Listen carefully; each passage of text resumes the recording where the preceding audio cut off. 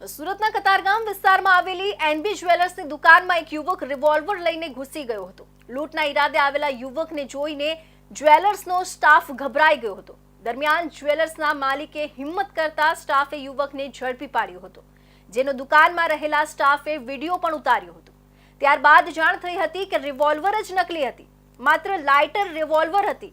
યુવકને પકડીને કતારગામ પોલીસને જાણ કરવામાં આવતા પોલીસે ઘટના સ્થળે પહોંચી યુવકની ધરપકડ કરી વધુ કાર્યવાહી હાથ ધરી હતી। સુરતના કતારગામ વિસ્તારમાં એનબી જ્વેલર્સ આવેલું છે અને તેના માલિક નરેન્દ્રસિંહ રાજપૂત છે।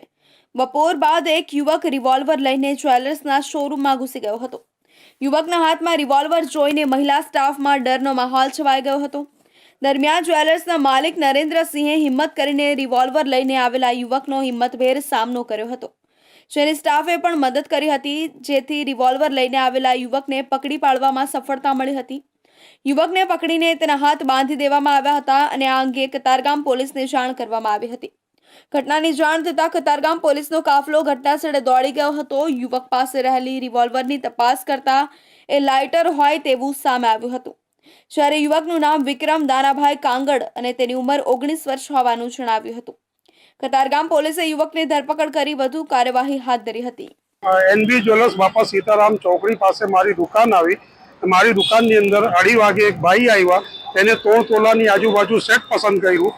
પછી મારા સ્ટાફે અમને સેટ બતાવ્યું, પછી બધું પેકિંગ બુકિંગ કરી નાખ્યું। એ ભાઈએ પછી બેગમાંથી ગન કાઢીને મારા સ્ટાફને બતાવી કે ભાઈ બધું જે બી માલ છે બધું એની અંદર મૂકી દો।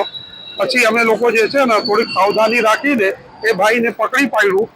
ફોન પોલીસને જાણ કરી કતારગામ પોલીસ સ્ટેશનને, તરત જ પોલીસવાળા આવીને ભાઈને અરેસ્ટ કરીને પોલીસ સ્ટેશન લઈ ગયા છે। પોલીસની તપાસમાં સામે આવ્યું હતું કે આરોપી વિક્રમ પહેલા દૂધની ફેરી મારવાનું કામ કરતો હતો, જ્યારે છેલ્લા 5 મહિનાથી તે વતન સાવરકુંડલા ખાતે જતો રહ્યો હતો। હાલ વિક્રમ બેકાર છે અને કોઈ કામ ધંધો કરતો નથી। સુરતમાં તે તેના મામાના દીકરા સાથે રહે છે।